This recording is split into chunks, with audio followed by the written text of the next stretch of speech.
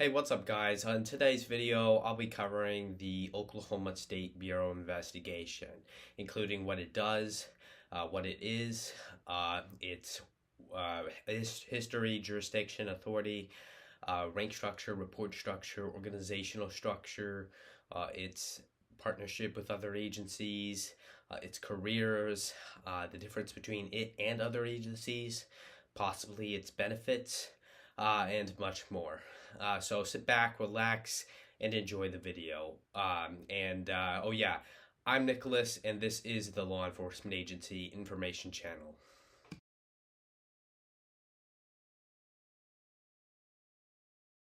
The Oklahoma State Bureau of Investigation, or OSBI for short, is a full-service, civilian-staffed, professional, investigative, independent Oklahoma state law enforcement agency that falls under the executive branch of the Oklahoma state government. It is in concept the oldest Oklahoma state law enforcement agency. By the way, ignore me if I sound weird. I just got dental treatment, so I'm gonna sound weird. But anyways, the OSBI, it is in concept the oldest Oklahoma state law enforcement agency in the manner that while there were state level organizations within Oklahoma that had granted statutory law enforcement authority before the OSBI's existence, they weren't really your average LEA in concept because they did not really conduct on-field operations as a usual law enforcement agency would. They weren't making arrests, getting into shootouts, none of that really, because they really didn't employ any actual, and still to this day rarely do employ actual sworn investigators to actually enforce state criminal laws throughout the state of Oklahoma. At the time, there were none. Before the OSBI's existence, I'm going to be honest, these organizations did not hire any state sworn investigators.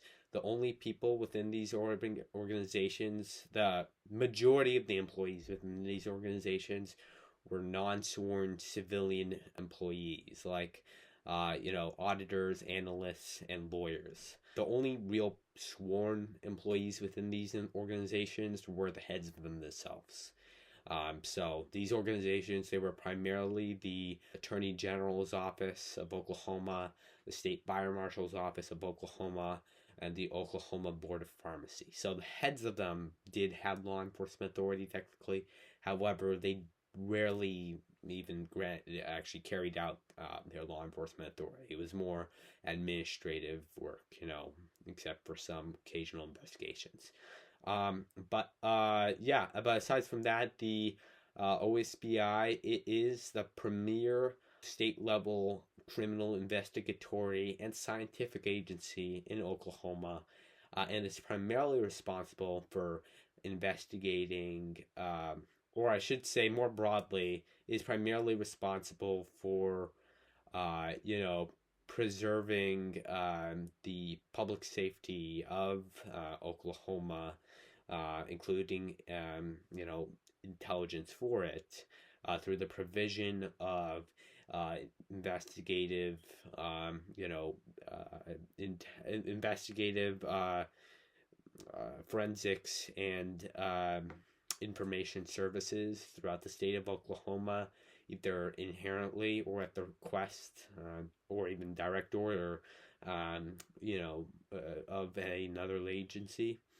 When it comes to, crimes they can investigate inherently, these crimes are really crimes that they have original jurisdiction over. So crimes like threats to commit violent crimes committed on state turnpikes.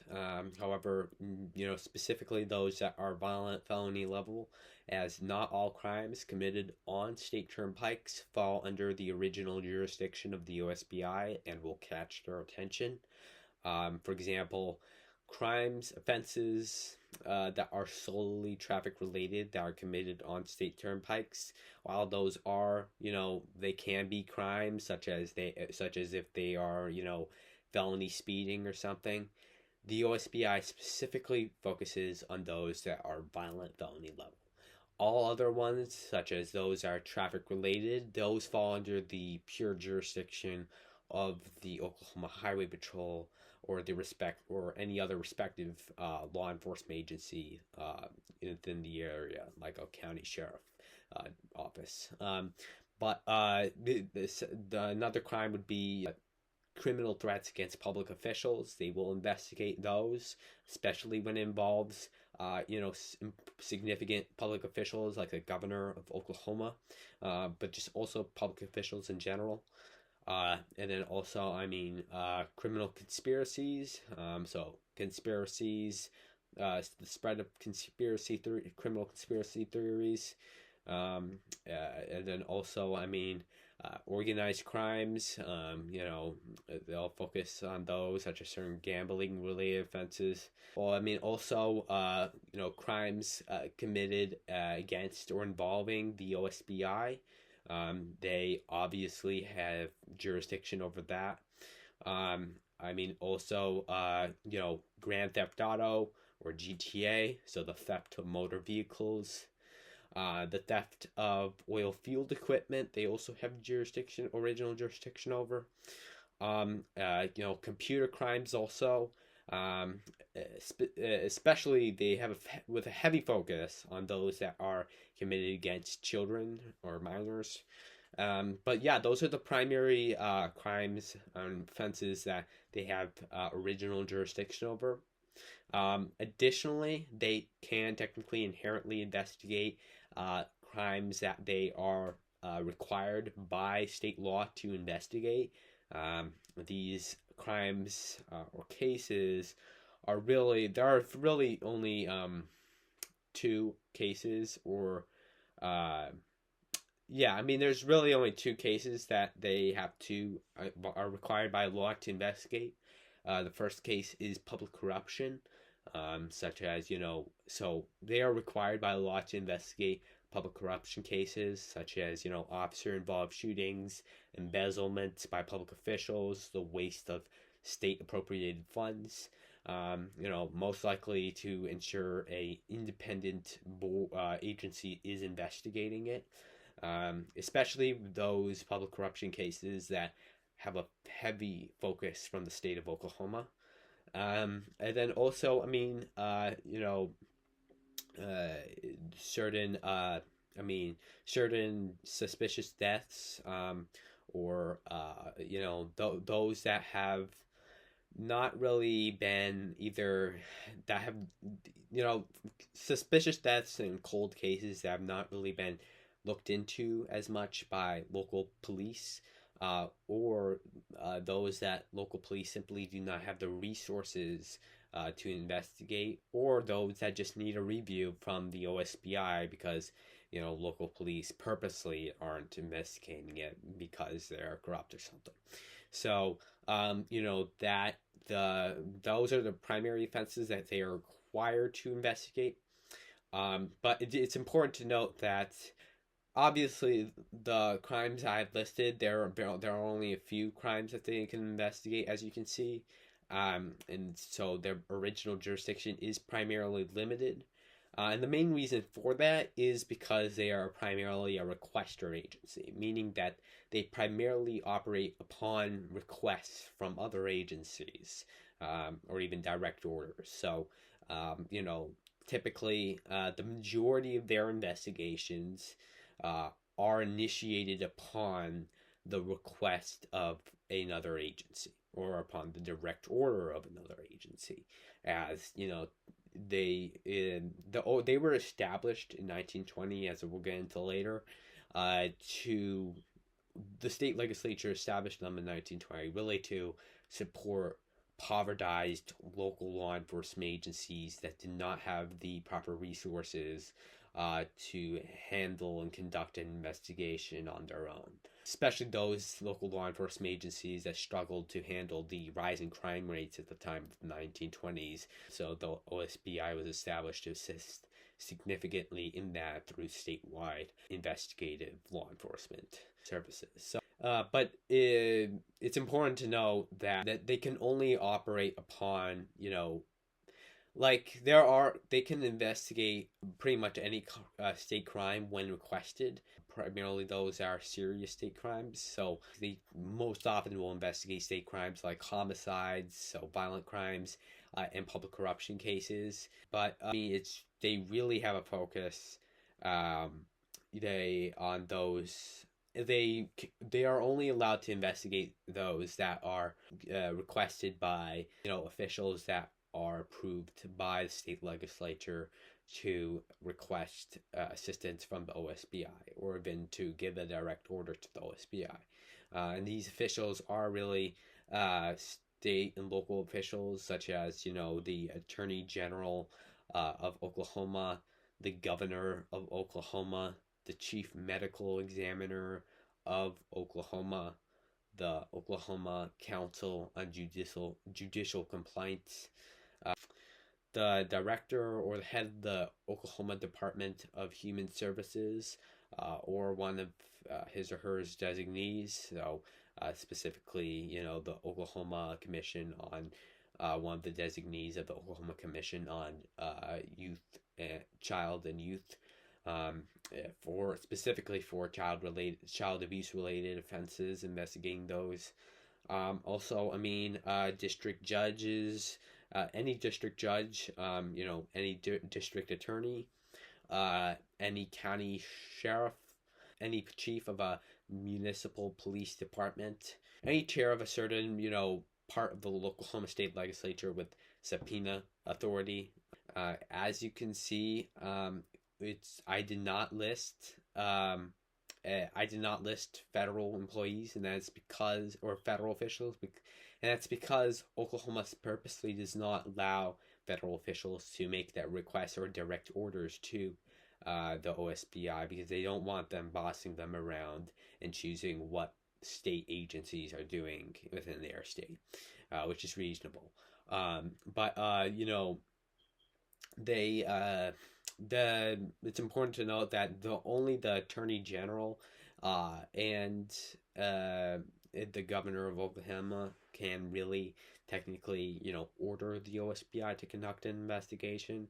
All other officials just rely on request and valid and approval.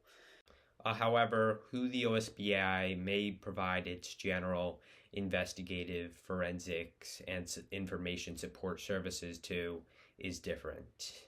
Oklahoma state law grants any law enforcement officer, any district attorney, the chief medical examiner of Oklahoma, and the director of the Oklahoma Bureau of Narcotics and Dangerous Drugs Control the ability to request for the OSBI's general assistance.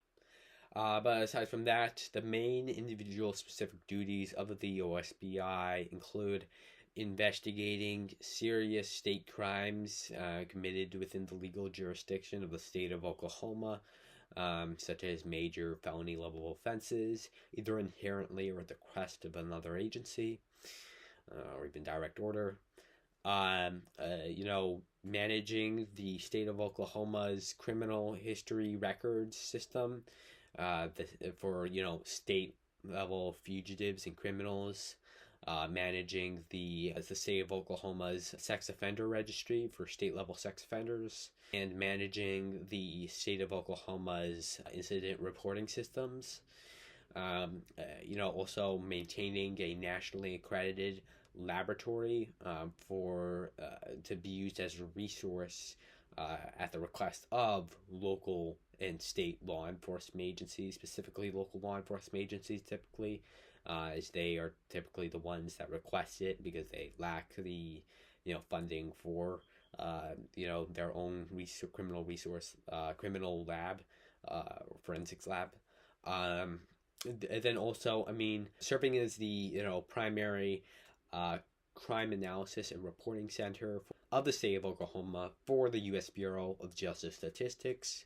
And then also, I mean, as it is the primary Oklahoma state law enforcement agency for enforcing Oklahoma state firearms law, another duty would include managing and issuing state firearms licenses, to those applicable. And then also, conducting background checks, particularly on, individuals that they are required to do so on by state law. Background checks, including polygraphs and that all, on, either, it can also be like just providing background information for, suspects when requested by other law enforcement agencies, but it is most often, is often for their actual duty would be conducting polygraphs of certain officials that they are required employees that they are required to conduct tests on, like school employees, licensed counselors, uh, Medicaid officials, healthcare officials, those kind of employees that they are required to conduct tests on. And then, also working with fellow law enforcement agencies, and assisting them when needed. From local, state to federal. Including the FBI, the local police departments, county sheriff offices, the DEA, ATF, and several others. Also, both law enforcement and non-law enforcement agencies, actually. That's primarily it for that. But aside from providing just general, information, intelligence, and forensic services to local law enforcement, it also assists local law enforcement in investigating and processing their local crime scenes by providing skilled sworn investigators and non-sworn civilian specialists to do things like investigate the crime scene, interview victims at the crime scene, gather and analyze evidence at the crime scene using their nationally accredited laboratory. Also, conduct in-depth background checks and interrogations into alleged suspects. The OSBI, it's very much is crucial to local law enforcement in Oklahoma, as not all localities in Oklahoma have the proper resources to conduct investigations on their own, as I mentioned earlier. And the OSBI, it has very skilled and professional investigators. These investigators are very crucial in cold cases like homicides that have not been solved for 20 years. They have literally conducted investigations into cases that have not been solved for 25 years. There are still cases that the OSBI is investigating that have not been solved for decades now. They are very crucial in in wrapping up those cases and providing closure to the families that are home to the victims of those cases. But the OSBI, it also it also provides assistance by attending court hearings, regularly attending court hearings. This includes also providing evidence and forensic services to those court hearings. Often these court hearings, they are for cases that the OSBI has been requested to investigate by local law enforcement. But aside from that, the OSBI, as I mentioned earlier, is an independent agency, which is why it's so trusted often to conduct and handle, cases that are sensitive, like public corruption. So thus it is overseen by a board. This board, it's a 7-member commission known as the Commission on OSBI. Each member of this commission is appointed by the governor of Oklahoma and approved by the Senate of Oklahoma, just like in the federal system. The governor may, remove any member at any time for probable cause. The Oklahoma state law, it requires that the board at the very least consists of one district attorney from any district in Oklahoma, one county sheriff, one municipal police department chief, and for ordinary citizens, or essentially John Does, but not those that you pick up in the middle of the street. Those that are actually experienced in, professional sectors, those that are respected, like business, and are capable of, handling administrative work.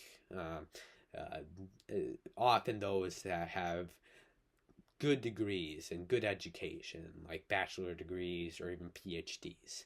Um, but because again, there are plenty of people to choose from. Again, there are plenty of county sheriffs, for example, in Oklahoma, but they specifically choose those that are experienced, those that have not been involved in corruption in the past, those that are applicable to rule in such an oversightive position.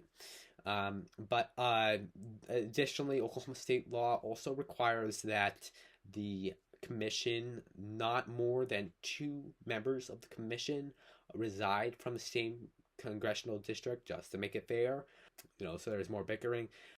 But aside from that, I also wanted to cover the common misconception some people have that the FBI and the OSBI are the same. Just to put it out straight and simply, the FBI and the OSBI are not the same. While their jurisdiction may overlap on occasion, on specific cases, they are completely separate agencies with operating under completely separate levels of government, with completely separate ranges of jurisdiction, focus, and responsibilities. The FBI, on one hand, is a purely investigative, plainclothes civilian federal law enforcement agency that falls under the U.S. Department of Justice and is primarily responsible for investigating the broad array of federal crimes that it has jurisdiction over.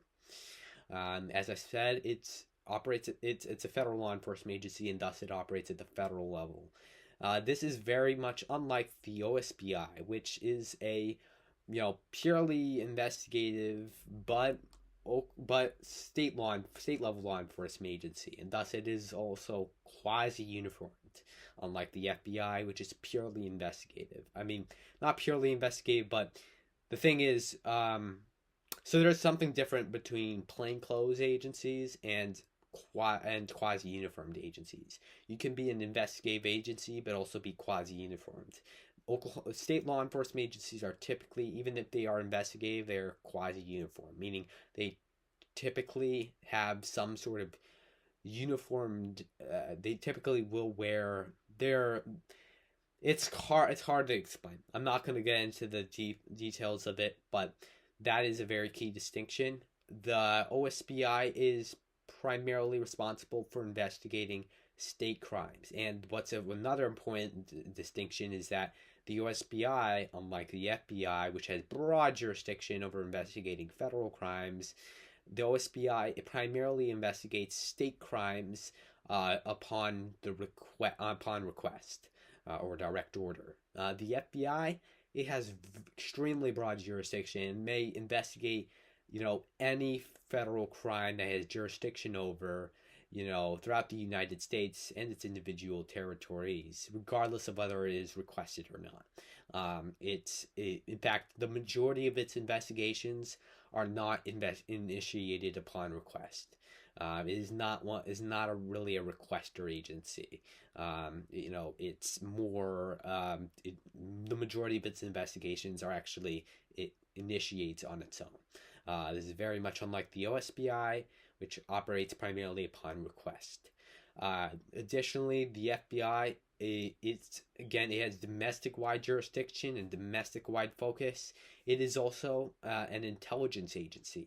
While the OSBI, it has some intelligence functions, it is primarily an investigative agency that, primarily agency that focuses on public safety.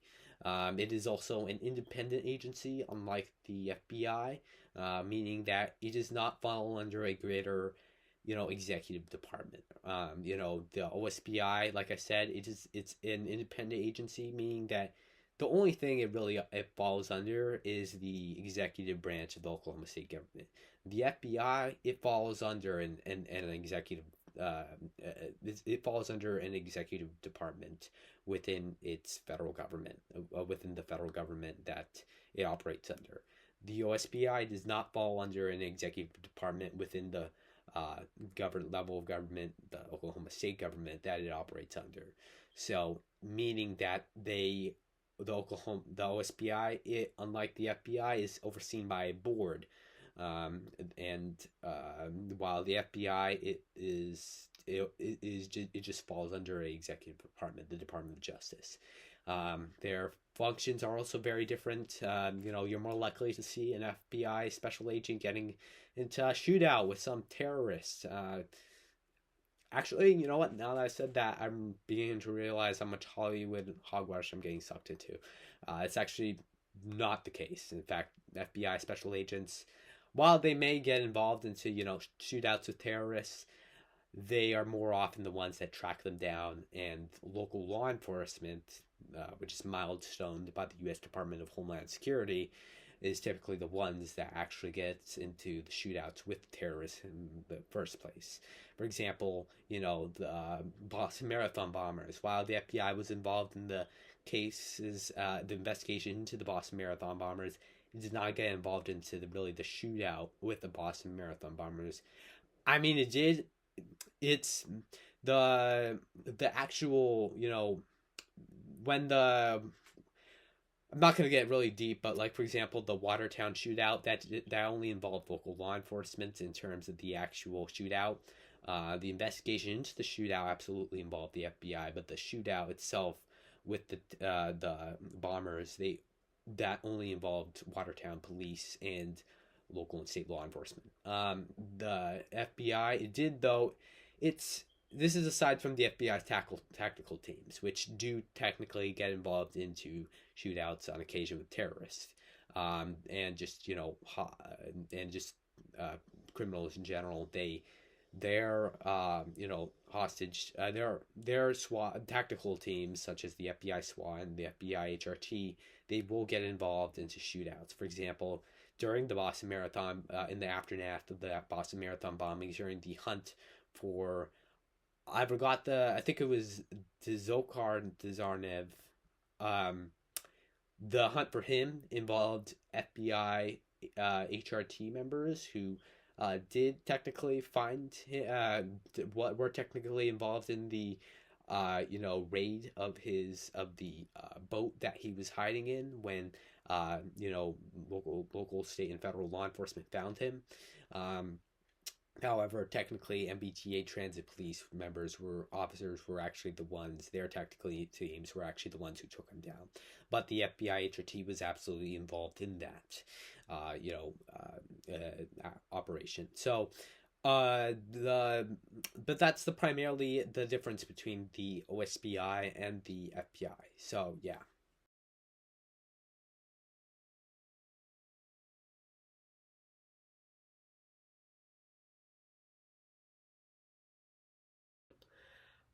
Oklahoma during the Roaring Twenties was a complete mess, full of lawlessness. Gangs of outlaws were lawlessly wandering across the state of Oklahoma, getting into shootouts, hitting on towns and villages, completely terrorizing and depriving the citizens of these towns and villages of their wealth. So I mean, they were doing a lot of things. They were getting into bank robberies, store robberies, getting into shootouts, all nasty stuff. And the real problem was at the time is that Oklahoma, Oklahoma at this time period did not have a formalized state level law enforcement agency with statewide jurisdiction to combat these outlaws. And thus, these outlaws took that as an advantage and essentially were able to escape county sheriff deputies by either hopping across county lines or ambushing them while they were alone.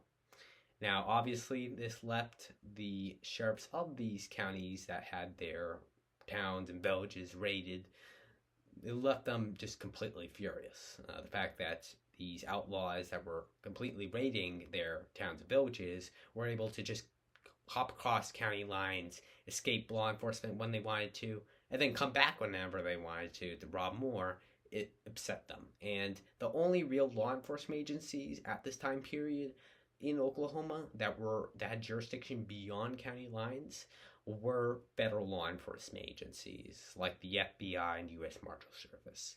However, even them, they were even outnumbered to these outlaws.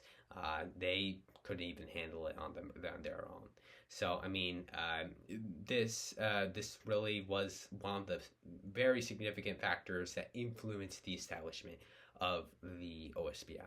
However, another very key factor that influenced its establishment was the fact that this was during the spark in a period or scheme known as the Reign of Terror, which was essentially to put it simply, a despicable systematic scheme in which made by white supremacist outlaws that essentially wanted to deprive the entire wealth of Osage Nation Native Americans, because this was at the time period where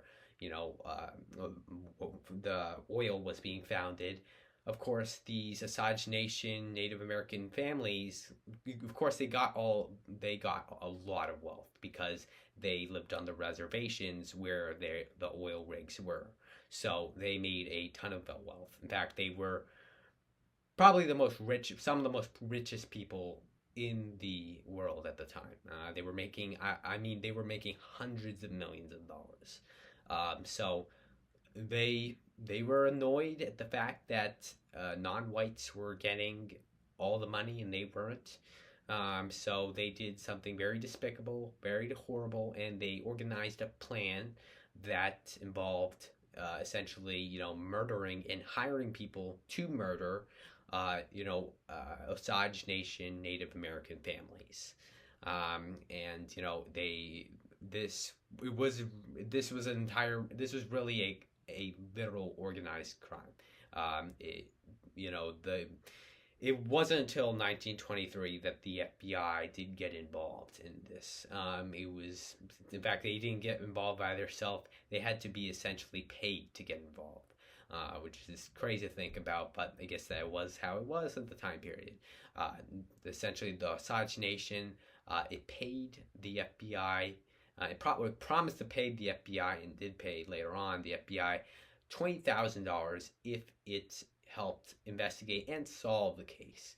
But I mean, before I get into their actual investigation, I do want to point out that it was in January of 1925 that the OSBI, essentially the governor during his State of the State speech, encouraged the state legislature to establish the OSBI, to establish as he put it, a agency full of essentially a force full of state level specialized investigators to combat the rising crime and the outlaws throughout the state.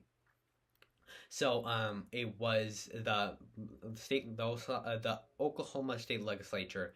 It took up on the governor's idea, and in March 26th specifically of 1925, sorry, it established the OSBI, specifically at the time known as established it as the Oklahoma Bureau of Criminal Identification and Investigation.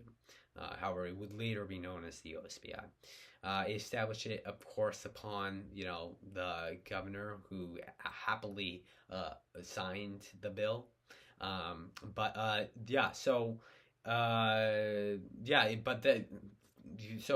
Oklahoma State Bureau of Investigation, it is a very old law enforcement agency. It is, technically speaking, it's like basically the oldest state law enforcement agency in Oklahoma. It really is in concept. It came before the Oklahoma Highway Patrol and the greater department, the Oklahoma Department of Public Safety. It came before them, who were established in 1937. So The OSBI has been here for a while. But aside from that, getting back into the Osage Nation murders, the in 19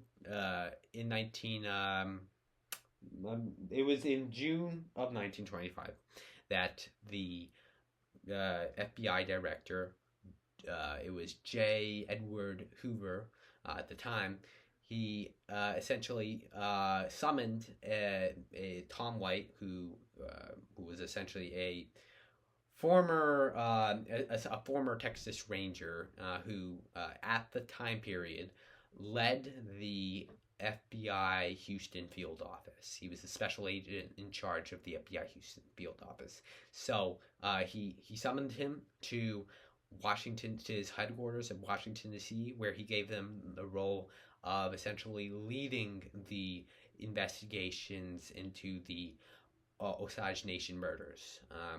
So shortly later on, when as the first thing Tom White really did was, and the reason why, actually I should say why he was chosen out of all special agents in the FBI. The reason why is he really chose him because, again, as I mentioned, he was a former Texas Ranger, so he had a lot of experience in the countryside, and because the case was based in an Indian reservation that is very close to the near countryside area. So the FBI director J. Edward Hoover, he thought he would be the best choice to lead the case. But so Tom White, what he did first, his first step was, essentially, he sent his team of agents, which included one Native American, to essentially act in undercover role, to essentially disguise in undercover roles, as specifically as just local roles like like essentially doctors, also salesmen and oil prospectors, essentially to blend in with the community, gain their trust, so that way they could know more. And the Tom White, he noticed a pattern through the reporting to him by the agents. He noticed a pattern that the oil rigs that were making the money that was made from those oil rigs wasn't going to the Osage Nation Native American families that owed them. Instead, it was going to the one white man known as I knew I forgot. I should have wrote this. William King Hale. William King Hale. He was essentially, he organized the entire scheme, and so they figured out that it was him who organized the entire scheme. And essentially, what he was doing was he was essentially bribing the business lawyers who essentially managed the enterprises that managed their who essentially would manage the oil rigs, that the wealth that was made by the oil rigs, and would manage it for the Osage Nation Native American families. However, instead, because they were bribed, they would instead transfer that money that was made to Hale, and that of course that was bad. And essentially, the what was I going to say? It was the FBI. It took a year to gather enough evidence to arrest Hale, and it did in 1926, where Hale was also prosecuted and later on sentenced in 1926 to life in prison along with others. But aside from that, this was also a very prominent. There was also the period that was very prominent for since it was also during the Prohibition era. This was also drinking alcohol illegally at this time was also a very big, significant problem.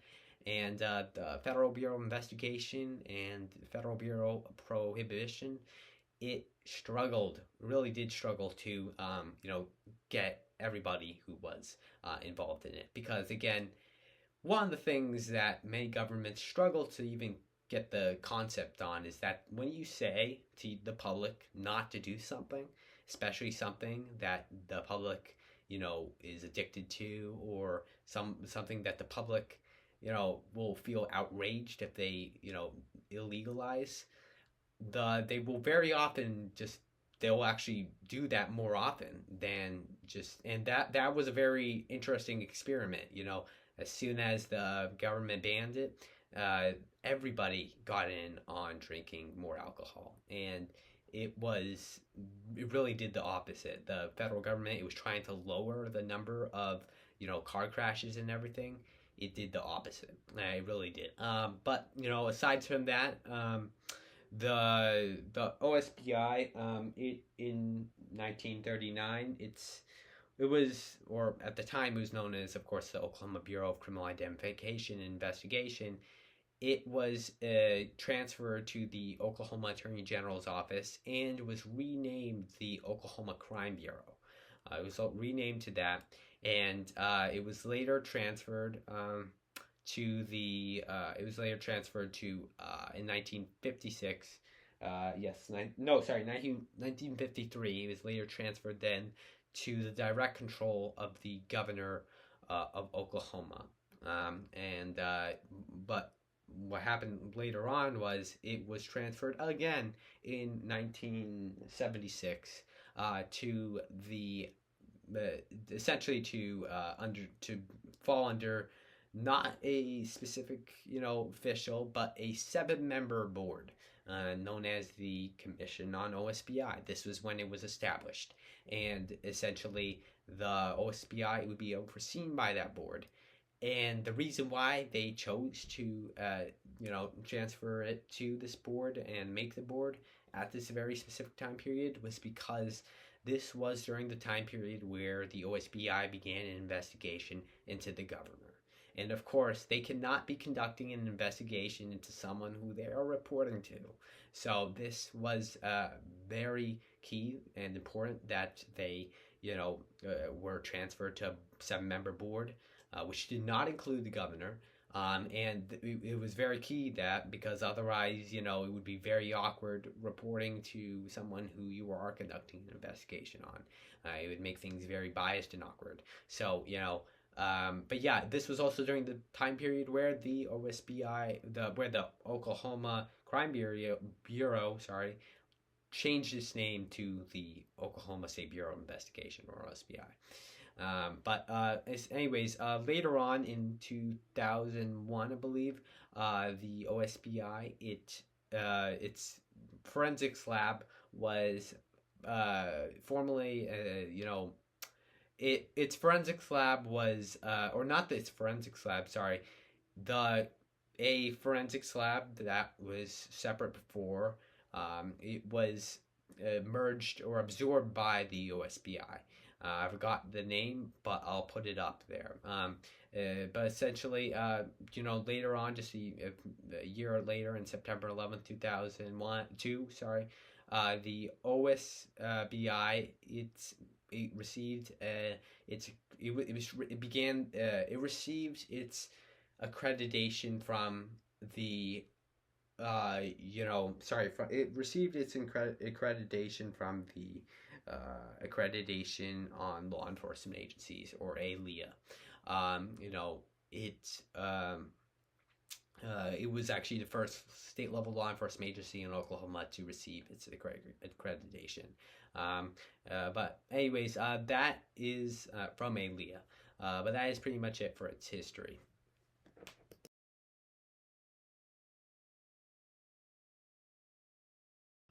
The OSBI had a statewide jurisdiction throughout the state of Oklahoma to either investigate crimes, state-level crimes, either inherently or at the request of another agency, depending upon whether they have original jurisdiction or not.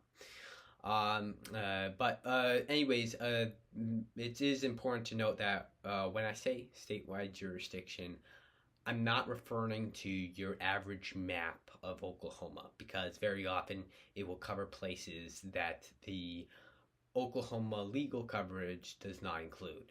And really, these real places that are not legally covered in the legal coverage of the state of Oklahoma are federal properties.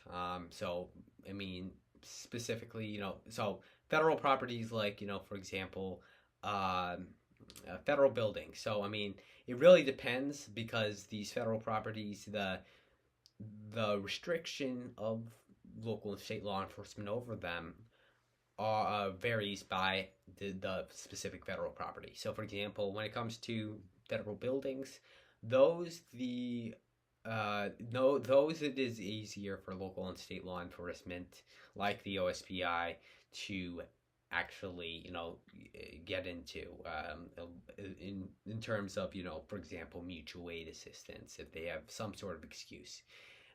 However, when it comes to like military installations, that it is very much harder. It is typically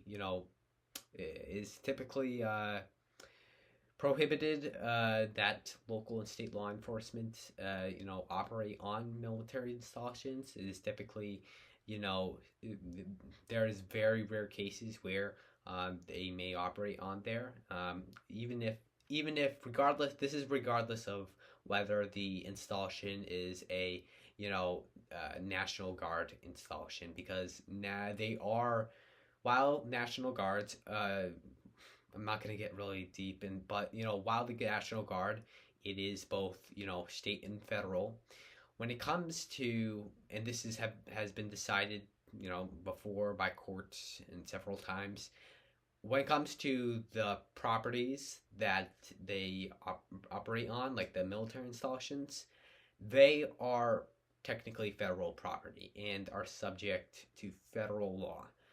As federal law supersedes state law. That is what it has been decided.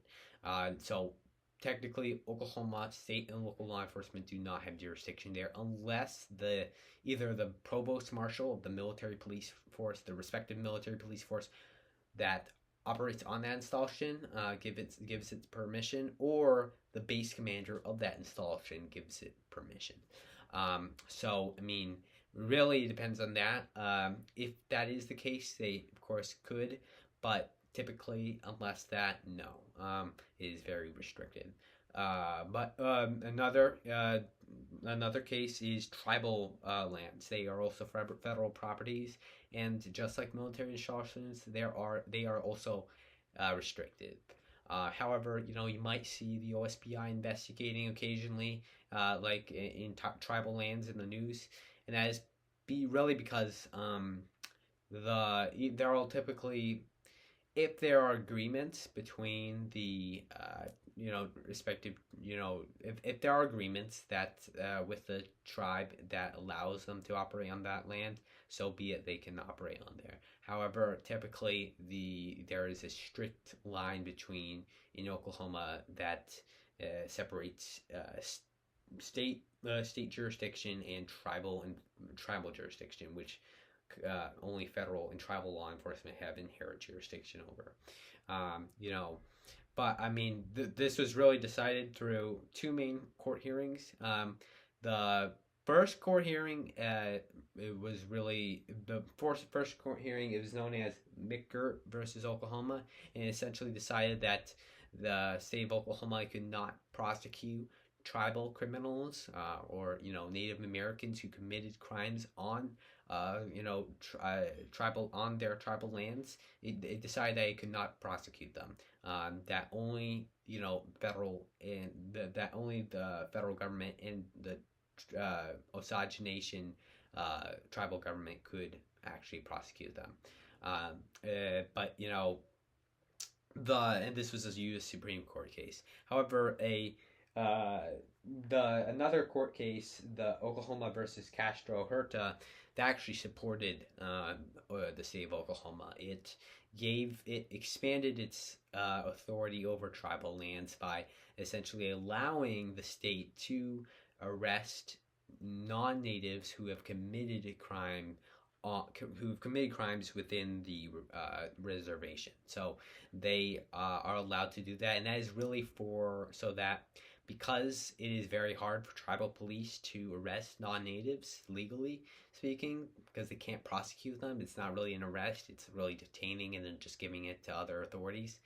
The real thing is that there needs to be someone to take the non-Native American criminals. Otherwise, they'll just get away. So that is why they expanded the U.S. Supreme Court case expanded their authority to allow them to arrest those non-natives who have committed crimes within those establishments, reservations.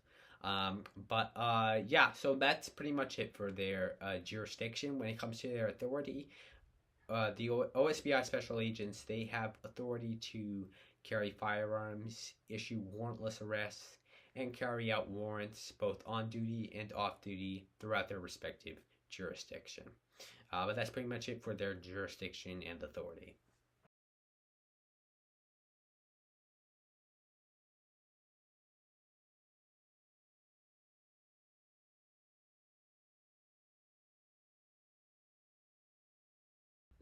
In order to become an OSBI special agent, you are required to undergo approximately 7 weeks of training, which focuses on, essentially immersion into the field of investigative law enforcement. And it takes place at a state university, specifically the University of Oklahoma's Learning Innovation Center. It's during the training, because you are required to undergo because you are required to undergo training to be a prior law enforcement officer, peace officer with training in Oklahoma. Before this, it is they just really focus on investigative techniques rather than basic policing duties and techniques. So yeah. The requirements to becoming a OSBI special agent are that you must be a U.S. citizen, you must have a bachelor's degree, you must have at least 3 years of experience as a full time actually. Of You must have at least 3 years of experience as a full time peace officer, typically within the state of Oklahoma, unless you are doing a lateral transfer from out of state and have been able to essentially get your prior state, to get a reciprocity agreement with the state of Oklahoma to allow this. So if that is possible, then you can join. But they essentially check to make sure this by looking for your peace officer certificate, or which in Oklahoma is the SLEET certificate, and looking at your background records and stuff. Yeah. So yeah, I mean that's pretty much it for their requirements.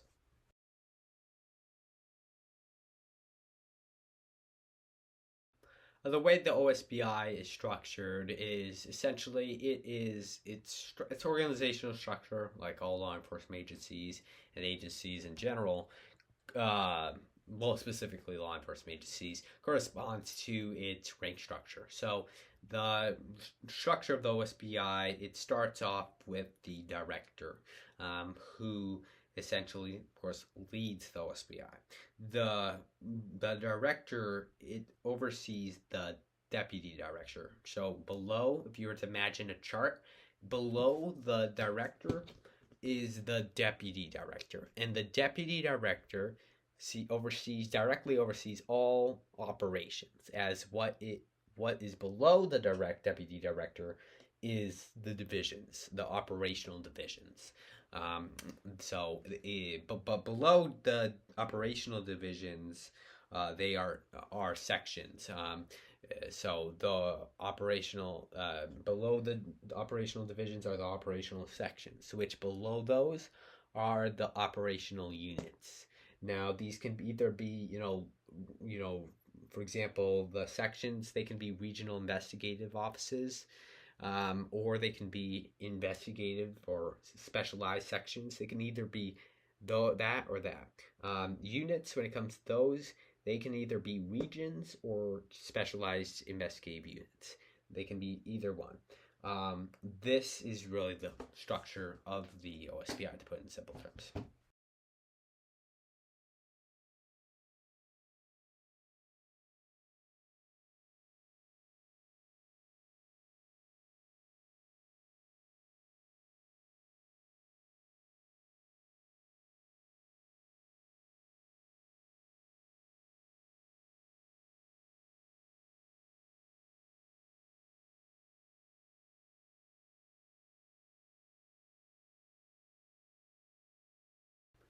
When it comes to the rank structure of the OSBI, it is from high to low as follows.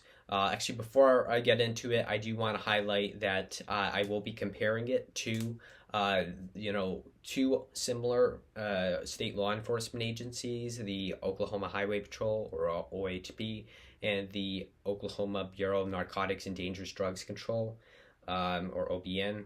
Uh, Especially the OHP, as it is probably the most similar agency to the OSBI in terms of its rank structure.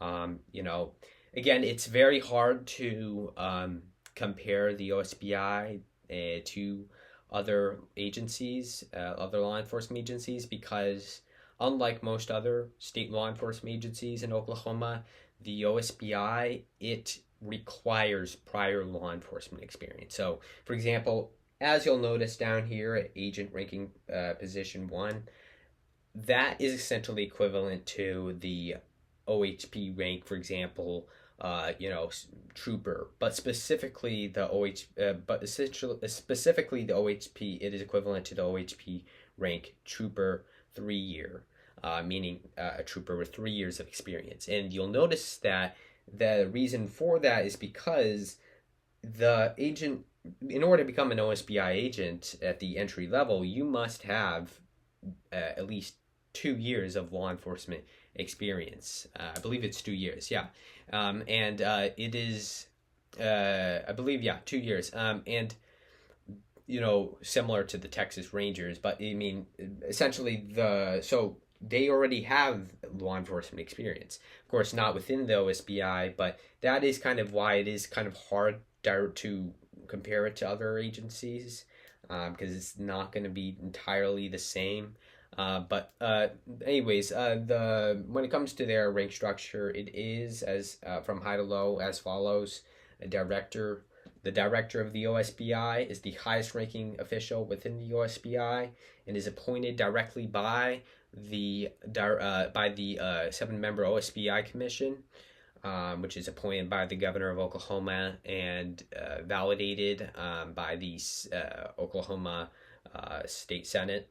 But just like in the federal system, like I said earlier. But anyways, the division director. The director of the OSBI. It is responsible for leading the OSBI, leading and managing the OSBI as a whole. Yeah, I mean, that is really its responsibility. It is equivalent to the OHP or greater or broader Oklahoma DPS rank, commissioner, and it is also equivalent to the OBN rank, director. So same title in that case, but below that is deputy director. The deputy director of the OSBI is the second highest ranking official within the OSBI and is responsible for co-leading, and co-managing the OSBI as a whole primarily by directly overseeing all of its operational divisions, while also serving as the first line or top, advisor to the director of the OSBI. But Deputy Director, that rank in the OSBI, it is equivalent to the OHP rank, uh, essentially chief, and it is equivalent to the OBN rank, Deputy Director. Below that is Division Director. Division Director in the OSBI, it is responsible for leading the individual divisions of the operational divisions of the OSBI. Division director, that rank in the OSBI, it is equivalent to the the OHP rank, colonial, and the OBN rank division chief agent.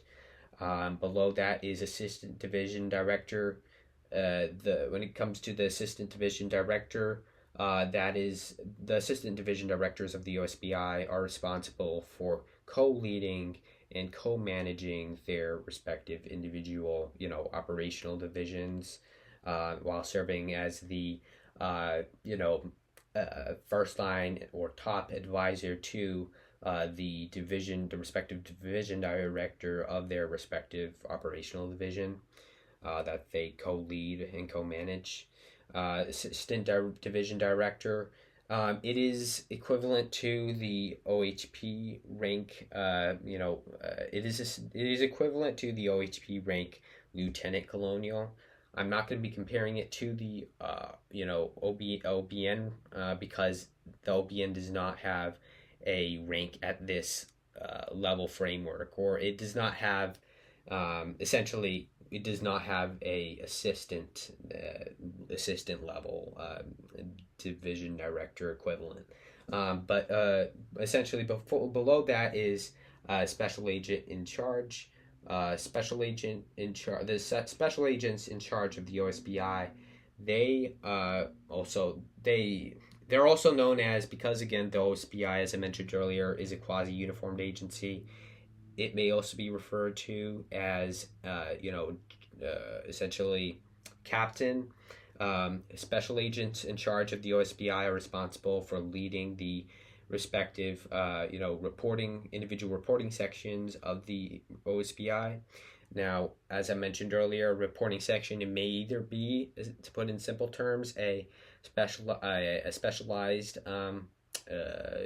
section with a specialized focus, or a geographical section acting as a regional investigative office. But anyways, special agent in charge in the OSBI, it is equivalent to the OHP rank, captain, and the OBN rank agent in charge. Anyways, below that is assistant special agent in charge. The assistant special agents in charge of the OSBI, they are responsible for co-leading and co-managing their respective individual reporting sections of the OSBI, while serving as the first line advisor, top advisor to their, their respective special agent in charge of their respective, reporting section. Assistant special agent in charge, that OSBI rank, it is equivalent to the OHP rank, lieutenant, and the OBN rank, assistant agent in charge. But below that is special agent ranking position 3. But special agent ranking position 3. By the way, assistant special agent in charge. I don't know if I brought this up yet. Sorry. Special agent in charge, to put this up straight, is also referred to. I think I did. Sorry. I think I did mention that. Assistant special agent in charge, that may also be referred to as, you know, it might also be referred to as lieutenant. But again, typically in formal cases, you will refer to them as their investigative title. But anyways, below the assistant special agent in charge rank is special agent ranking position or ranking class 3. Special agents ranking position or ranking class 3.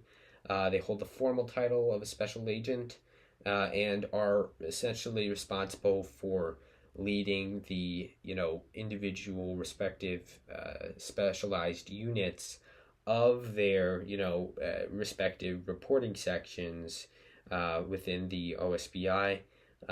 They typically lead a team of agents, and they especially focus on major cases. The special agents ranking position 3. They especially focus on major complex cases. You know, but again they act essentially as a de facto sergeant, as they are technically supervisory. Even though it's not in their title, they technically act as a supervisory special agent in a way. They're equivalent to the OHP. They are equivalent to the OHP rank sergeant, and the OBN rank, and the OBN rank agent, ranking position 3.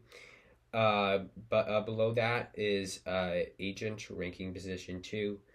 Agent ranking position 2 is responsible for co-leading those respective individual specialized units, while serving as the first line advisor in a way. Not really, because it's not that formal, but serving as the in a way first line advisor to the special agent, ranking position 3, the lead agent of their respective specialized unit. Agent ranking position 2 is essentially a senior agent in a way. It serves as essentially, it advises and supports lower entry level agents, and essentially it focuses on just leading general cases, not those that are really complex, but just general. Agent ranking position 2 or ranking class 2 is equivalent to the OHP trooper rank. It's I think it's 10-year grade, I believe. But definitely higher. Anyways, below that is agent ranking position 1. Agent ranking position 1, that is in the OSBI, essentially the entry level position within the OSBI. They are essentially the entry level agents, and are just simply responsible for investigating crimes within their respective, investigating crimes within their respective specialized units, or conducting whatever duty of their specialized units. But they are essentially, they are equivalent to the OHP rank trooper, trooper 3-year, and OBN rank agent, ranking position 1. Now, one of the things that's again, as I mentioned earlier, is that as you noticed, I said trooper, not 1 year, or not entry level trooper, but 3. It is equivalent to trooper 3-year, meaning it is a trooper with 3 years of experience. That is very different from what this is. You go into the OSBI as this. You don't have 3 years of experience automatically. You just go in and get this position inherently or automatically. But one of the important things is that, in addition to training, you already have 2 years of law enforcement experience. Not in addition, but or aside from training, which still takes a while. You also have 2 years of law enforcement experience. So you are essentially equivalent to a trooper with, 3 years of experience. But that is why I just wanted to kind of decipher that. And I believe the OBN, it also requires its agents to have prior law enforcement experience. I believe. If not, I'll just put in a correction. But if I did not put in a correction, that means I'm right. But besides, that is primarily it for their rank structure.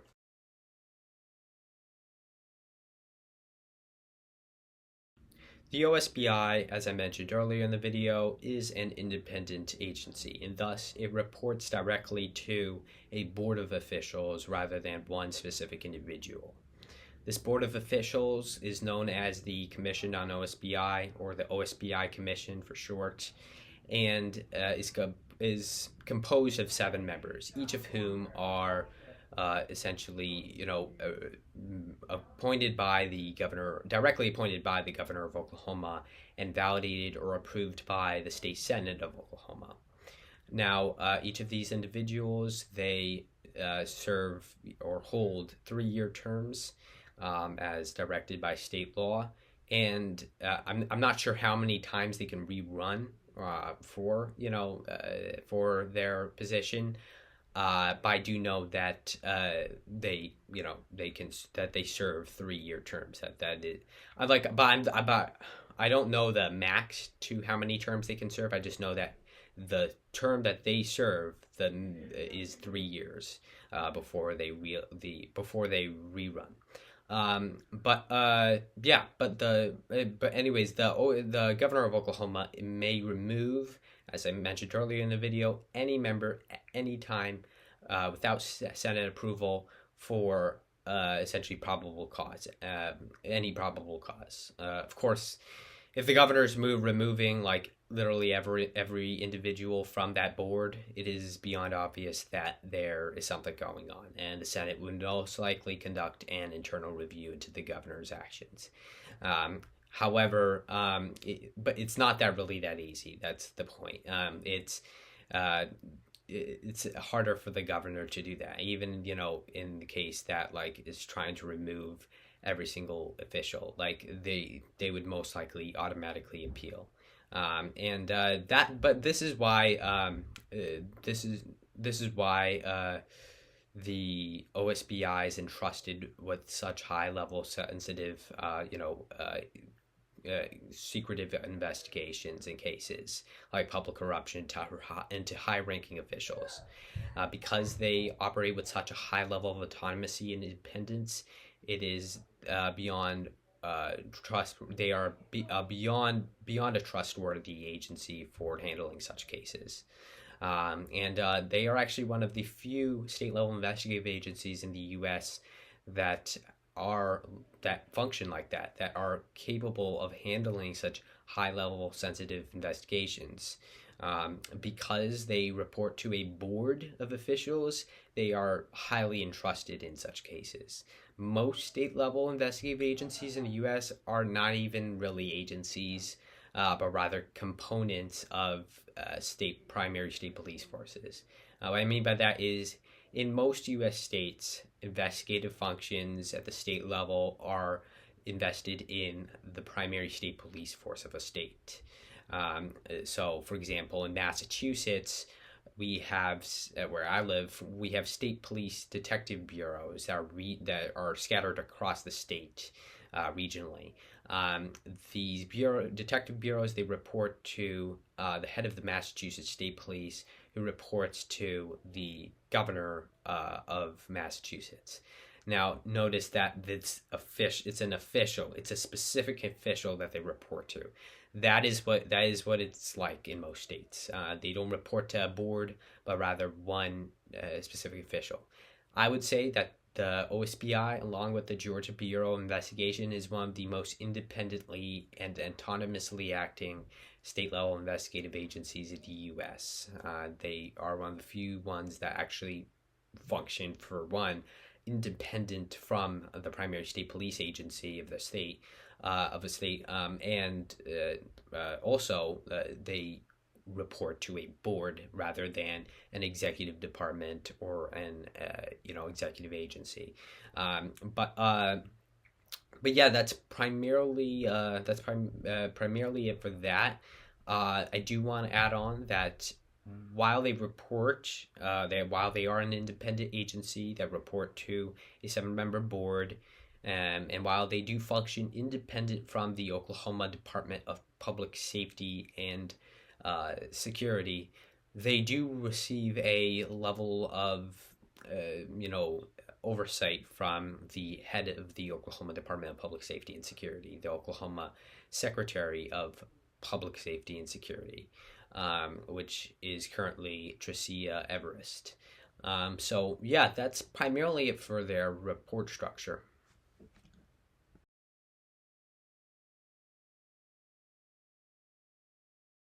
The OSBI maintains a wide portfolio of equipment consisting of weapons, tools, devices, and advanced machinery. When it comes to its weapons, the OSBI does not publicly disclose any information typically related to the weapons, the specific weapons it does use. And this is generally for the sake of preserving its, intelligence information when it comes to its tactical operations and preventing threats to such. But we can assume some of the weapons that they most likely use based upon standard peace officer equipment in Oklahoma, as to the Oklahoma law enforcement equipment matrix. We can also assume it based upon common weapons for state law enforcement agencies in Oklahoma, such as the Oklahoma Highway Patrol, Oklahoma Bureau of Narcotics and Dangerous Drugs Control, and several other state law enforcement agencies. We can also assume it based upon Oklahoma State Administrative Codes highlighting OSBI policy. They provide details on more broader things like the requirements when it comes to the type of weapon that they may use and the standard types of firearms for agents, not really the specific exact weapons that they do use. And again, this is just what they most likely use. But when it comes to lethal weapons, to start off, OSBI special agents may either use standard issue weapons or specialized tactical weapons if authorized. Standard issue weapons are weapons for which the OSBI inherently issues to its agents. The primary and most commonly used standard issue weapon is the service weapon of an OSBI special agent. Most OSBI agents are issued semi-automatic pistols, such as certain Glock models, Sig Saucer models, etc., as their primary service weapon. As OSBI special agents are plainclothes investigators, like FBI special agents, the majority of their field work will only be conducted with, when it comes to lethal weapons, their sidearm. Rifles, shotguns, and other long guns are typically not carried unless needed. OSBI's standard issue sidearm typically does not change even if that agent is conducting a specialized operation or has been granted the authority, by the OSBI director to carry more tactical weapons.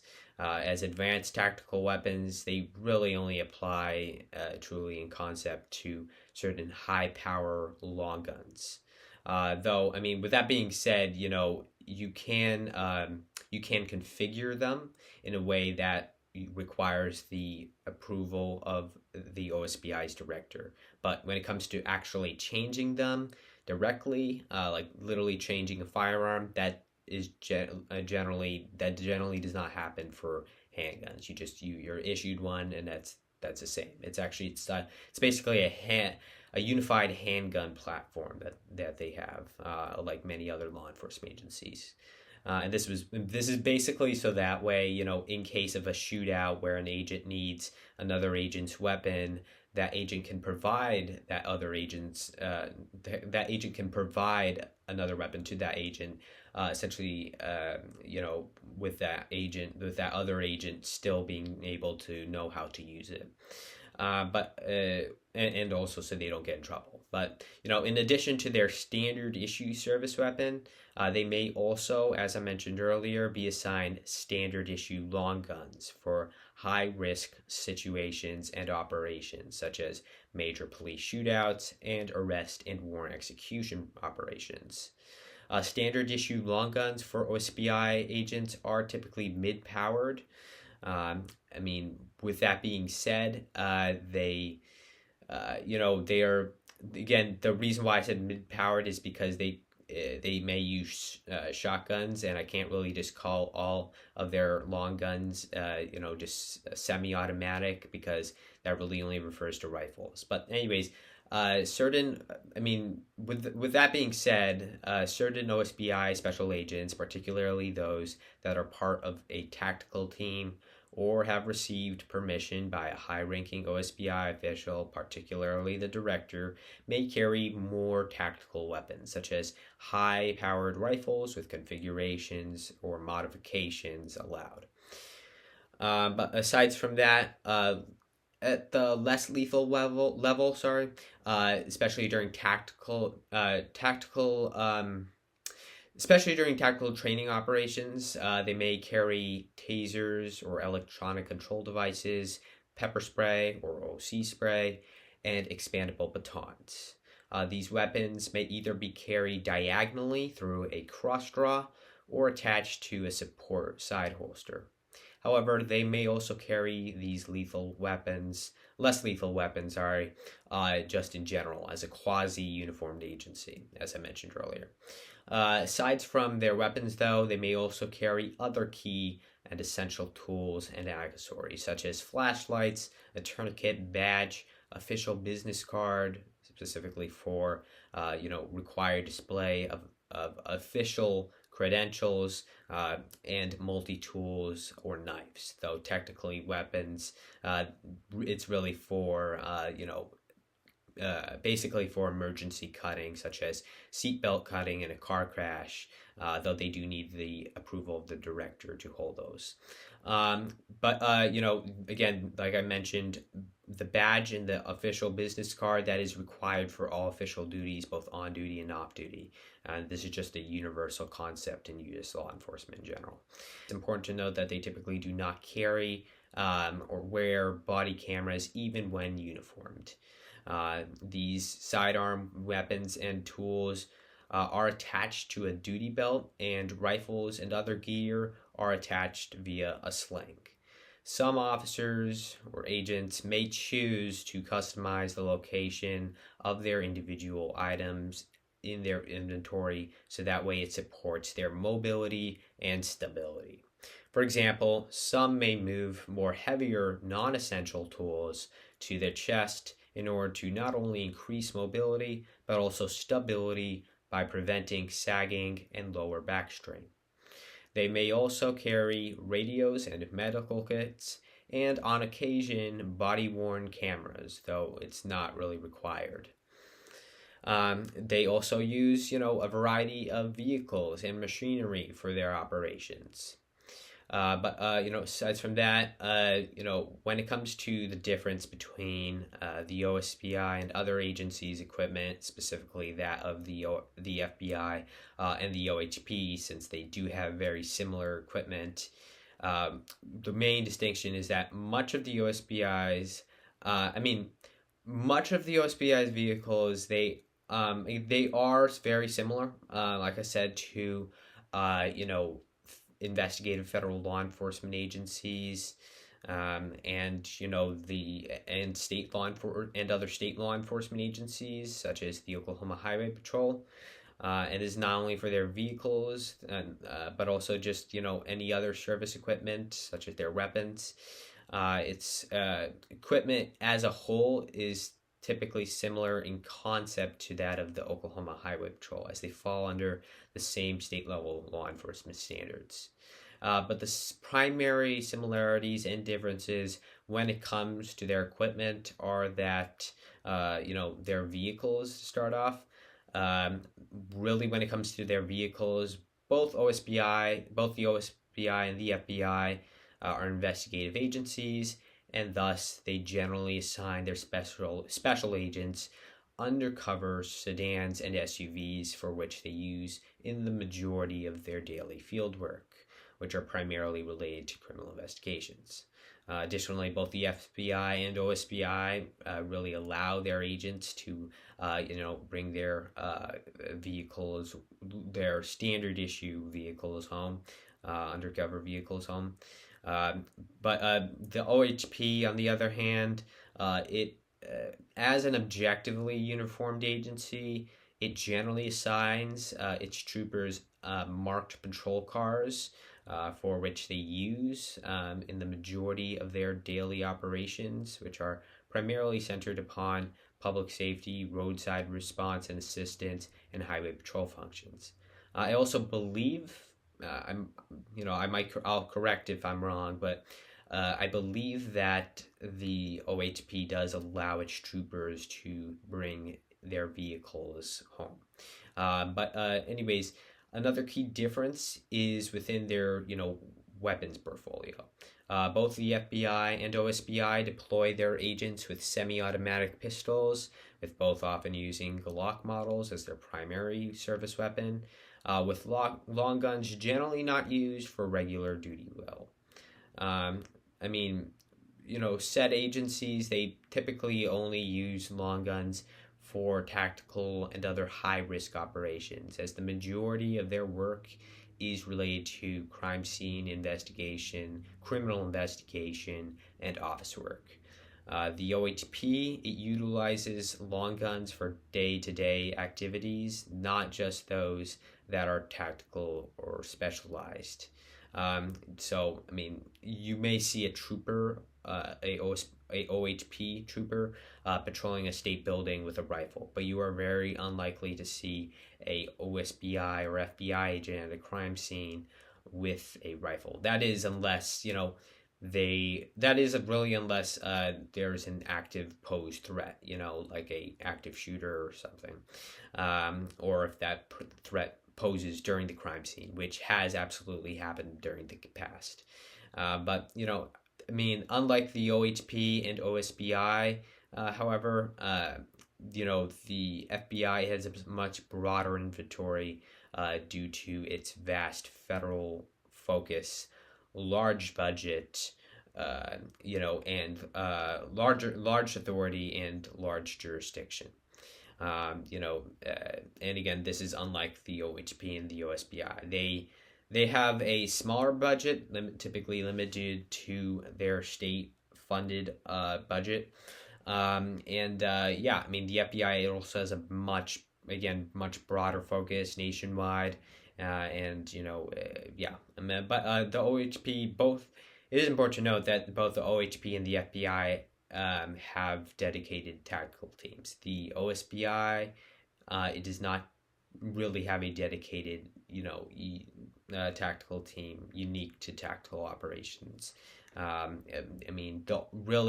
closest thing the OSBI has to a tactical team is its Special Investigations Unit, or SIU, which, does provide tactical assistance during police raids, but generally they will not be leading the tactical operations, as they are not technically a tactical unit in and of themselves. They are inherently, their duty is, investigating, crimes that are unique to multiple jurisdictions. But anyways, both the OSBI and FBI have advanced forensics, technical intelligence, surveillance, and investigative equipment and facilities.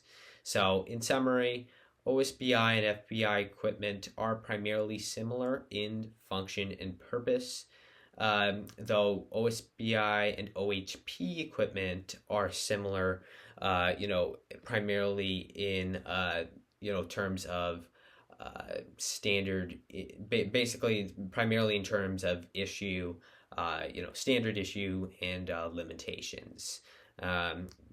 Because both operate at the state level. So, anyways, both OHP and OSBI, they're both really restricted to state level standards of Oklahoma for both peace officers and state law enforcement. So that is primarily the similarities and differences between the FBI, OSBI, and OHP's equipment. And just equipment in general as a whole. That's pretty much it.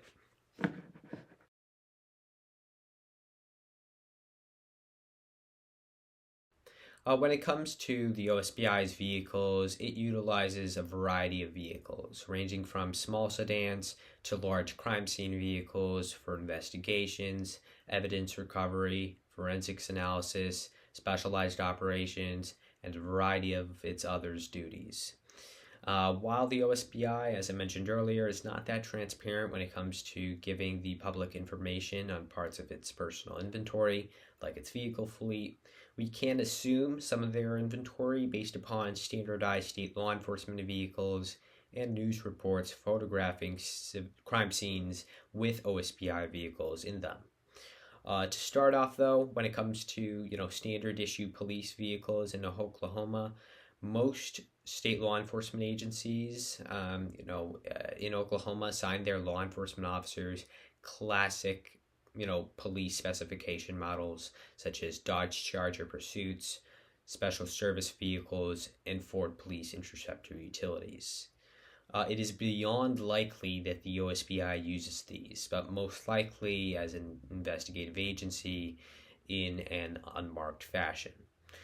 This allows them to conduct undercover operations, surveillance activities, and general criminal investigations without being really detected, I'd say. Or just while blending in, I should say, because they're not always just looking to be plain out undercover. But OSBI special agents, they will use these vehicles as their standard vehicles for most field duty purposes, including responding to crime scenes. Like many other Oklahoma state law enforcement agencies, including the Oklahoma Highway Patrol, the Oklahoma State Bureau of Investigation authorizes its special agents to bring their standard issue work vehicles home. This common privilege among state law enforcement agencies in Oklahoma is really meant to encourage their law enforcement officers to use their agency's vehicles for work operations rather than their personal vehicles. The OSBI in particular often despises agents who bring their personal vehicles to work. It strictly despises and restricts agents from using their personal vehicles for on-field duties, such as investigations or specialized operations, such to primarily prevent liability problems and other issues that may come up. In addition to that, personal vehicles, unlike agency standard issue vehicles, often lack the equipment, the proper or efficient or effective equipment for field duties. Such being that, for example, if an agent responds to a crime scene in his home jumbo minivan and some guy from out of nowhere begins shooting at him, the agent will have a tough time as his personal jumbo minivan does not have wireless radios, stored rifles in his trunk, or other crucial equipment for such situations. The only thing that he's really going to have in his car are car seats, wet naps, and a horrible look. I'm joking to those minivan lovers out there. But aside from that, additionally, it also, these, personal vehicles, they don't have emergency lights. So if another law enforcement officer who doesn't know you, such as a random town cop from the middle of nowhere, arrives on scene, they won't really know whether you are a law enforcement officer or not.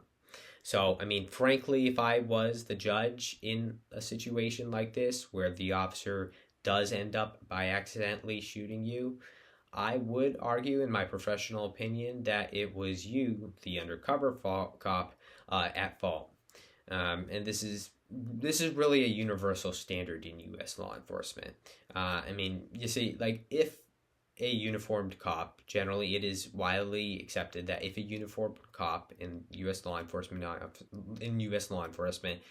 mistakenly shoots an unmarked cop or undercover cop who failed to identify himself prior to or upon responding law enforcement and was not wearing or using anything remotely identifiable, it is not only not the uniformed cop's fault, but also the direct fault of the unmarked cop for failing to identify.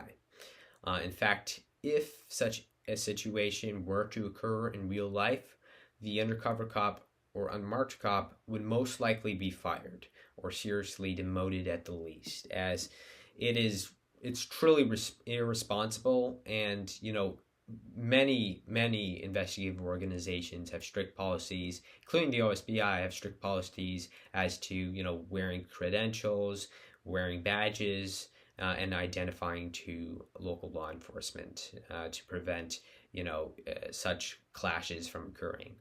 But anyways, I'm rambling off here. Come on, you guys, you have to stop me when I do that. Anyways, so when speaking of minivans, actually, jokes aside, the OSBI it used to use marked and unmarked minivans, but they're really outdated now, so they don't really use it anymore. But aside from their standard issue vehicles, the OSBI also uses several marked vehicles for things like crime scene investigations, covert operations, and mobile commands. When it comes to crime scene investigation, they basically use the vehicle model examples, as I mentioned earlier, but marked and equipped, with large visible antennas, and designed to hold and transport faro scanners, rapid DNA machinery, and drones and other high tech forensics equipment. The OSBI Crime Scene Investigations Unit, or SCSI, is the main occupier and utilizer of these vehicles, and is often seen using larger SUVs such as Ford F-150s with a bed cover, or vans designed with an evidence collection specificity, really for their operations. But aside from that, when it comes to covert operations, the OSBI, specifically its Special Investigations Unit, or SIU, will use covert special purpose vehicles, including unmarked 2020, particularly black Chevrolet Tahoes, and they're typically unmarked, or slightly unmarked, tactical version. They also, use Ford F-150s with bed covers, and tinted windows, and often also with several, antennas attached, and radio communication devices. They also often have push bars at the front and spotlights on the rear sides. It may also use Ford Mustang SUVs or Ford Bronco SUVs. These special purpose tactical vehicles are meant for rural and industrial environments. The OSBI also uses marked vehicles for mobile command and analysis activities, particularly at large crime scenes where additional services such as on-scene forensics analysis is needed. The unit acts as essentially as a portable forensic science lab and communications hub for law enforcement officers on scene. The OSBI may independently, additionally, operate its own fleet, but like many other state agencies, it must report its fleet data to the state of Oklahoma's Fleet Management Division, essentially to ensure transparency and thus that funds are not being wasted. OSBI special agents may also utilize drones or UAVs for aerial surveillance of crime scenes, evidence locating suspects and missing individuals, and joint training operations. They are often equipped with thermal cameras that really allow them to detect things, even at night. That is really primarily it for their vehicles.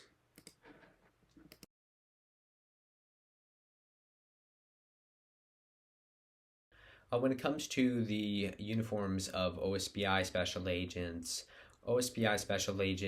are, like FBI special agents, typically plainclothed, as I mentioned earlier, and are always required to wear badges when performing official duties, which are the primary and immediate identifier typically positioned either on a belt near the service weapon or on a chain around the agent's neck, typically and specifically when wearing plain clothes.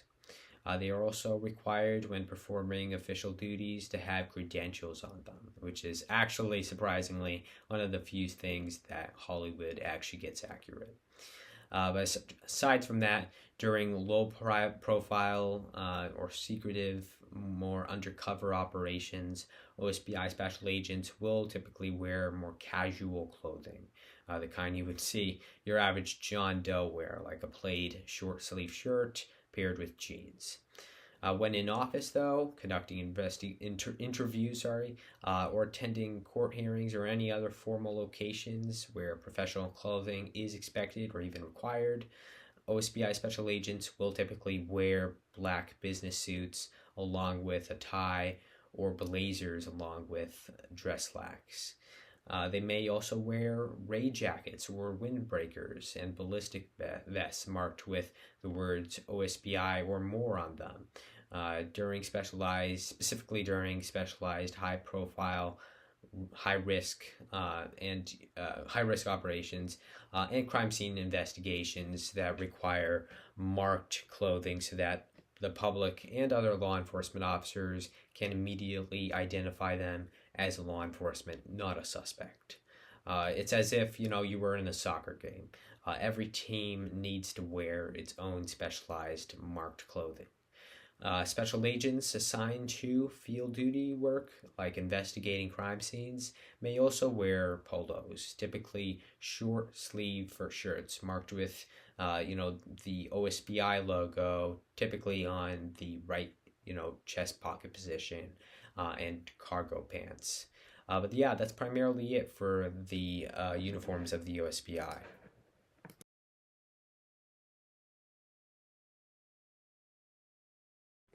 When it comes to the seal of the OSBI, its seal, which includes its logo and patch, merely depict the seal of the state of Oklahoma with the shield, but instead with an eagle on top of it. Additionally, conversely, compared to the general seal of the state of Oklahoma, the OSBI seal depicts the peace pipe on top of the olive branch, unlike the general Oklahoma state seal, which depicts it under it. Besides from its seal, when it comes to the radio frequency it runs on, it mainly runs on two, statewide communication networks. Or I should say, it runs on one unified, statewide communications network.